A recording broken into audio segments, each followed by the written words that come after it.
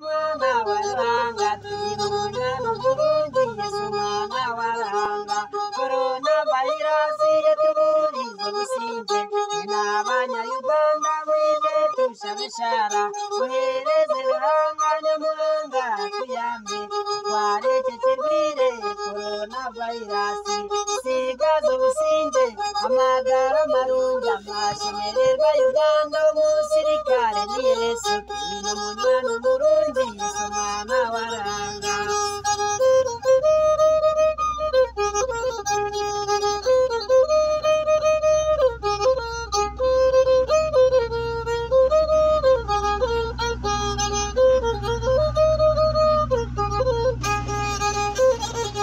mwena abanyayuganda nigasayike mbabuze